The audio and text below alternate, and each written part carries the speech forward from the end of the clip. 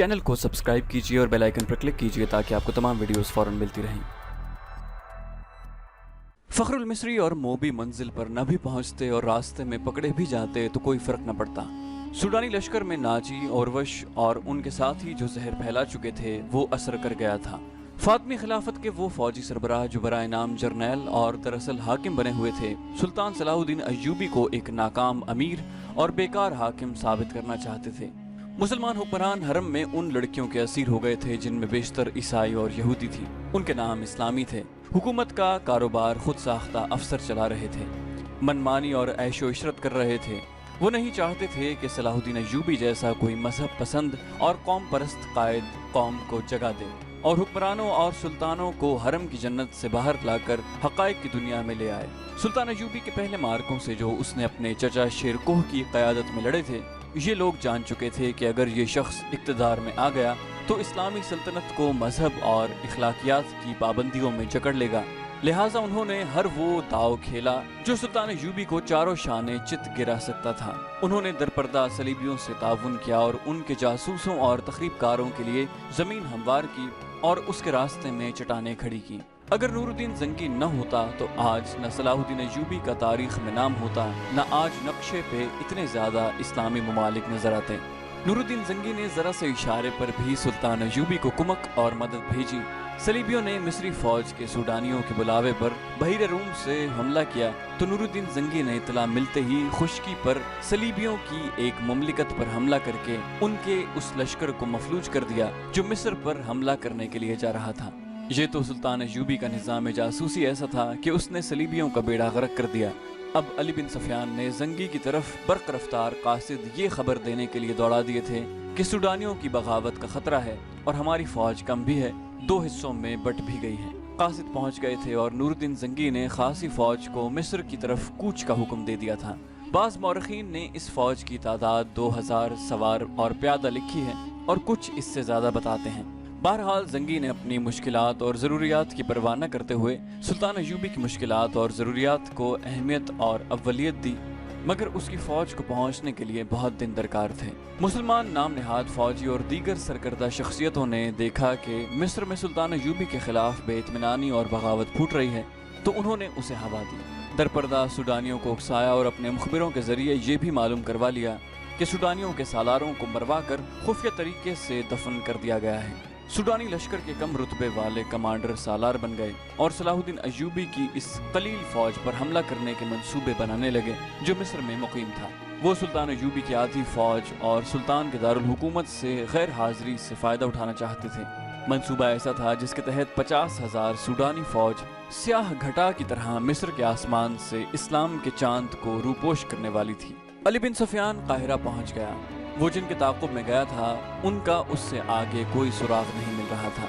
उसने अपने उन जासूसों को बुलाया जो उसने सूडानी हेडक्वार्टर और फौज में छोड़ रखे थे। उनमें से एक ने बताया कि गुज़श्ता रात एक ऊंट आया था। अंधेरे में जो कुछ नजर आ सका वो 2 सवार थे, एक औरत और एक मर्द। जासूस ने यह भी बताया कि वो कौन सी इमारत में दाखिल हुए थे। अली बिन सफियान को ये इख्तियार हासिल था कि वो वहाँ छापा मारता। सूडानी फौज सल्तनत इस्लामिया की फौज थी, कोई आज़ाद फौज नहीं थी, मगर अली ने इस खतरे के पेश नज़र छापा न मारा कि ये जलती पर तेल का काम करेगा।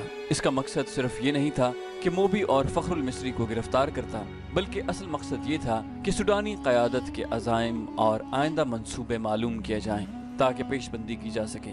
उसने अपने जासूसों को नई हिदायत जारी की। जासूसों में गैर मुस्लिम लड़कियाँ भी थीं जो ईसाई या यहूदी नहीं थीं। ये कहबा खानों की बड़ी ज़हीन और तेज़ तर्रार लड़कियाँ थीं, मगर अली बिन सफियान ने उन पर कभी 100% भरोसा नहीं किया था क्योंकि वो दोगला खेल भी खेल सकती थी। इन लड़कियों से भी उस लड़की का सुराग न मिल सका जिसके ताक़ुब में अली आया था। 4 रोज़ अली बिन सफियान दारुल हुकूमत से बाहर मारा मारा फिरता रहा। उसका दायरा कार सूडानी फौजी क़यादत के इर्द गिर्द का इलाका था। 5वीं रात वो बाहर खुले आसमान तले बैठा अपने 2 जासूसों से रिपोर्ट ले रहा था। उसके तमाम आदमियों को मालूम हो गया था कि किस वक्त वो कहाँ होता है। उसके तमाम आदमियों को मालूम होता था कि किस वक्त वो कहाँ होता है। उसके गिरोह का एक आदमी को साथ लिए उसके पास आया और कहा, ये अपना नाम फखरुल मिस्री बताता है, झाड़ियों में डगमगाता गिरता और उठता था। मैंने इससे बात की तो कहने लगा कि मुझे मेरी फौज तक पहुंचा दो, इससे अच्छी तरह बोला भी नहीं जाता। इस दौरान फखरुल मिस्री बैठ गया था। तुम वही कमांडर हो जो महाज से एक लड़की के साथ भागे हो? अली बिन सफियान ने उससे पूछा। मैं सुल्तान की फौज का भगोड़ा हूँ, फखर ने हकलाती लड़खड़ाती जबान में कहा। सजाए मौत का हकदार हूँ, लेकिन मेरी पूरी बात सुन ले वरना तुम सबको सजाए मौत मिलेगी। अली बिन सफियान उसके लबो लहजे से समझ गया कि ये शख्स नशे में है या नशे की तलब ने उसका ये हाल कर रखा है। वो उसे अपने दफ्तर में ले गया और उसे वो थैला दिखाया जो उसे रास्ते में पड़ा मिला था। पूछा, ये थैला तुम्हारा है और तुम इससे चीजें खाते रहे हो? फखरुल मिस्री ने जवाब दिया कि हाँ, वो मुझे इसी से खिलाती थी। उसके सामने वो थैला भी था जो थैले के अंदर से निकला था। अली ने उसमें से चीजें निकाल कर सामने रख ली थी। फखर ने ये चीजें देखी तो झपट कर मिठाई की किस्म का एक टुकड़ा उठा लिया। अली ने झपट कर उसके हाथ पर अपना हाथ रख दिया। फखर ने बेताबी से कहा, खुदा के लिए मुझे ये खाने दो, मेरी जान और रूह इसी में है। मगर अली ने उससे वो टुकड़ा छीन लिया और उसे कहा कि मुझे सारी वारदात सुनाओ, फिर ये सारी चीजें उठा लेना। फखरुल मिस्री निढाल और बेजान हुआ जा रहा था। अली बिन सफियान ने उसे एक सुफूफ खिलाया जो हशीश का तोड़ था। फखर ने उसे तमाम तर वाक़या सुना दिया कि वो कैंप से लड़की के ताक़ुब में किस तरह गया था। ताजरों ने उसे कहवा पिलाया था जिसके असर से वो किसी और ही दुनिया में जा पहुंचा था। ताजरों यानी सलीबी जासूसों ने उससे जो बातें की थी वो भी उसने बताई और फिर लड़की के साथ उसने ऊंट पर जो सफ़र किया था वो इस तरह सुनाया कि वो मुसलसल चलते रहे। ऊंट ने बड़ी अच्छी तरह साथ दिया। रात को वो थोड़ी देर क़याम करते थे। लड़की उसे खाने के दूसरे थैले में से चीज़ें देती थी। वो अपने आप को बादशाह समझता था। लड़की ने उसे अपनी मोहब्बत का यकीन दिलाया और शादी का वादा किया था और शर्त ये रखी थी कि वो उसे सूडानी कमांडरों के पास पहुंचा दे। वो रास्ते में ही लड़की को शादी के बगैर बीवी बनाने की कोशिश करता रहा, लेकिन लड़की उसे अपनी बाहों में लेकर प्यार और मोहब्बत से ऐसे इरादे और ख्वाहिश को मार देती। फखर ने महसूस तक न किया कि लड़की उसे हशीश और अपने हुस्न शबाब के कब्जे में लिए हुए है। तीसरे पड़ाव में जब उन्होंने खाने पीने के लिए ऊंट रोका तो थैला गायब पाया जो ऊंट के दौड़ने से कहीं गिर पड़ा था। लड़की ने उसे कहा कि वापस चलकर थैला ढूंढ लेते हैं, लेकिन फखरुल मिस्री ने कहा कि वो भगोड़ा फौजी है, खदशा है कि उसका ताक़ुब हो रहा होगा। लड़की जिद करने लगी कि थैला जरूर ढूंढेंगे। फखर ने उसे यकीन दिलाया कि भूखा मरने का कोई खतरा नहीं, रास्ते में किसी आबादी से कुछ ले लेंगे। मगर लड़की आबादी के करीब जाना न चाहती थी और कहती थी कि वापस चलो।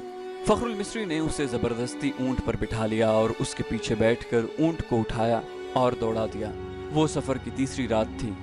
अगली शाम वो शहर से बाहर सूडानियों के एक कमांडर के यहाँ पहुंच गए, मगर फखरुल मिस्री अपने सर के अंदर ऐसी बेचैनी महसूस करने लगा जैसे खोपड़ी में कीड़े रेंग रहे हों। आहिस्ता आहिस्ता वो हकीकी दुनिया में आ गया।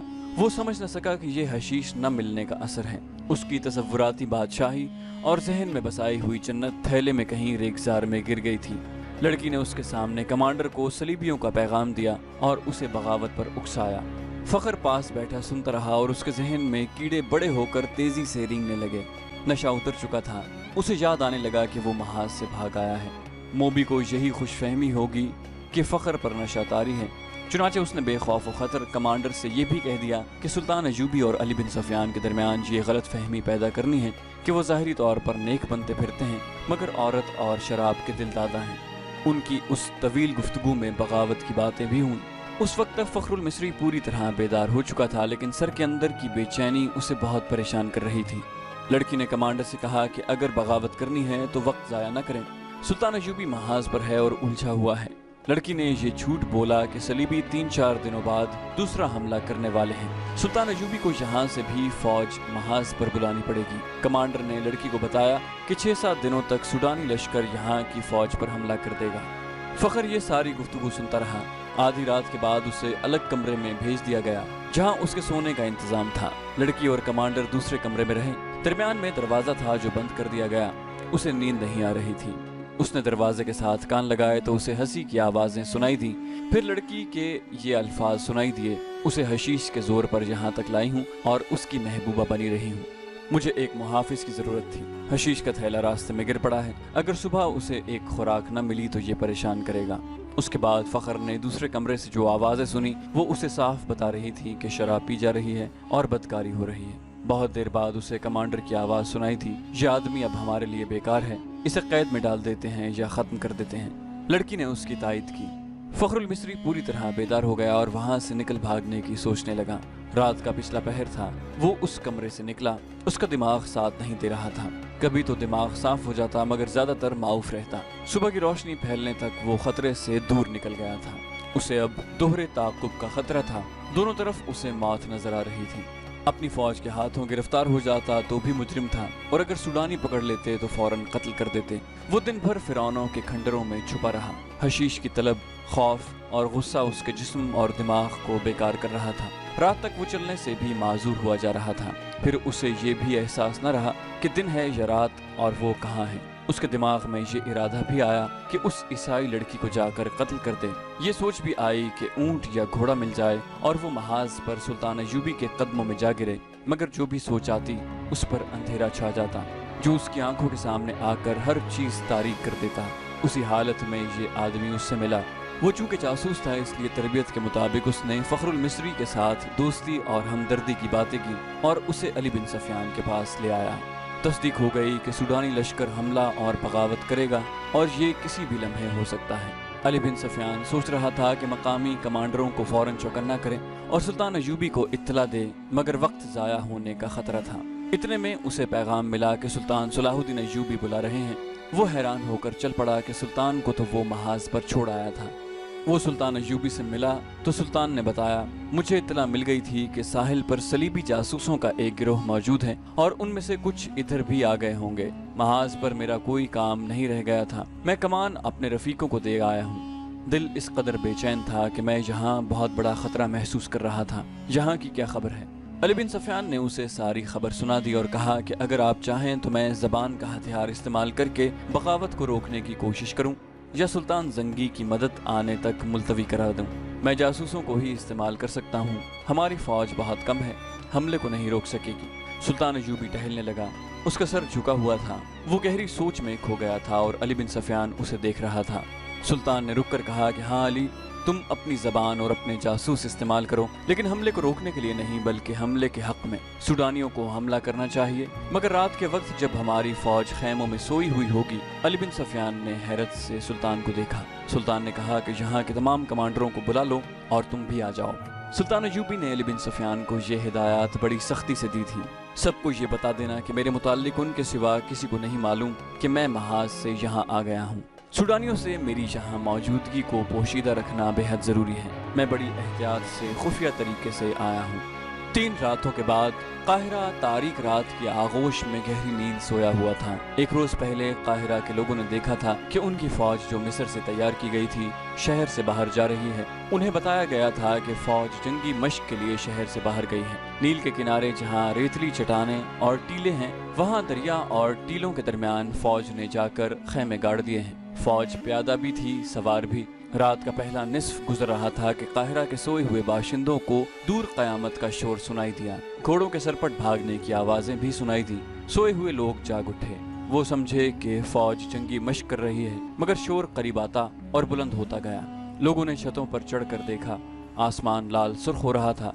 बाज ने देखा कि दूर दरियाए नील से आग के शोले उठते और तारीक रात का सीना चाक करते खुश्की पर कहीं गिरते थे। फिर शहर में सैकड़ों सरपट दौड़ते घोड़ों की टापें सुनाई दी। शहर वालों को अभी मालूम नहीं था कि ये जंगी मश्क नहीं, बाकायदा जंग है, और जो आग लगी हुई है उसमें सूडानी लश्कर का खासा बड़ा हिस्सा जिंदा जल रहा है। ये सुल्तान सलाहुद्दीन अयूबी की एक बेमिसाल चाल थी।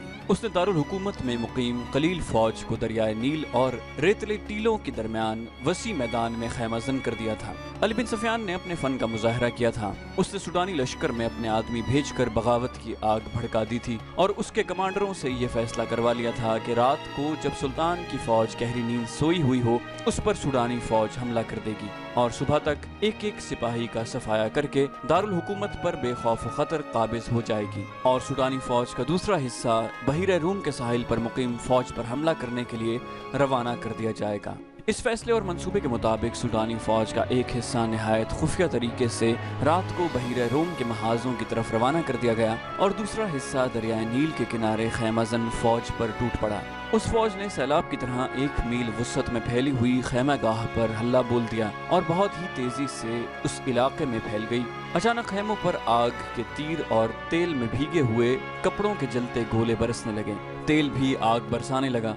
खैमों को आग लग गई और शोला आसमान तक पहुंच गया।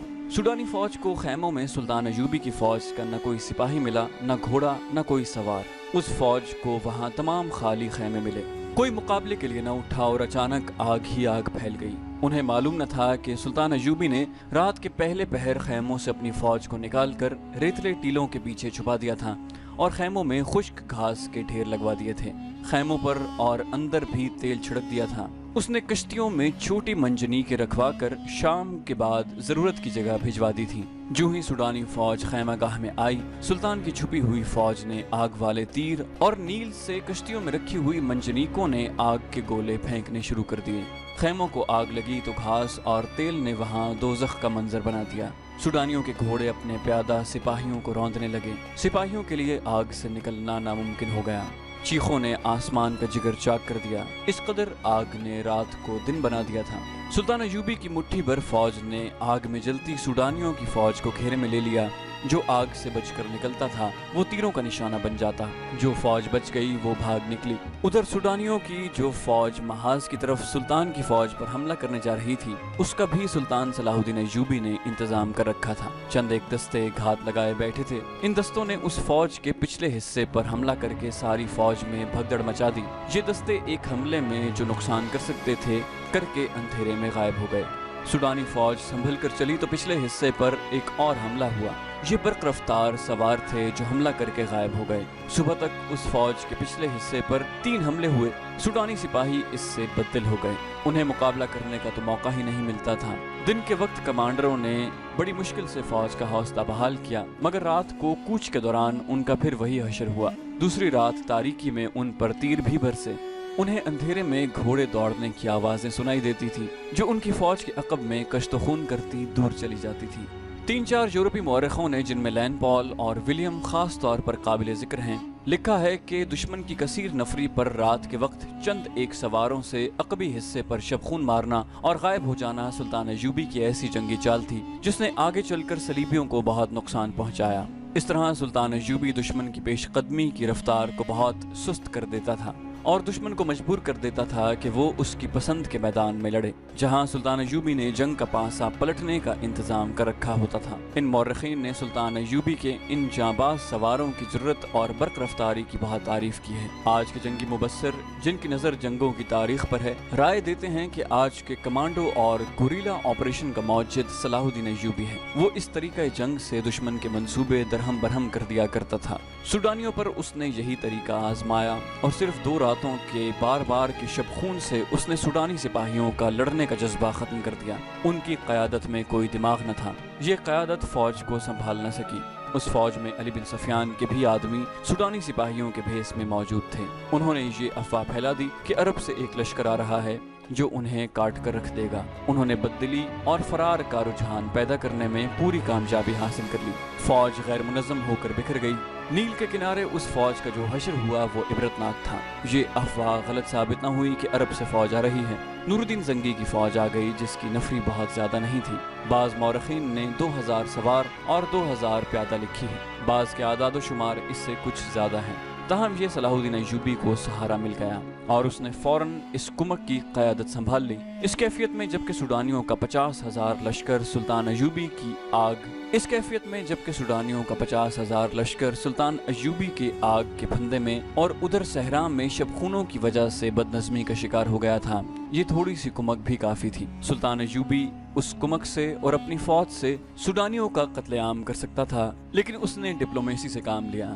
सूडानी कमान के कमांडरों को पकड़ा और उन्हें ज़हन नशीन कराया कि उनके लिए तबाही के सिवा कुछ नहीं रहा, लेकिन वो उन्हें तबाह नहीं करेगा। कमांडरों ने अपना हशर देख लिया था। वो अब सुल्तान के अताब और सज़ा से खाइफ थे, लेकिन सुल्तान ने उन्हें बख्श दिया और सज़ा देने की बजाय सूडानियों की बची कुची फौज को सिपाहियों से काश्तकारों में बदल दिया।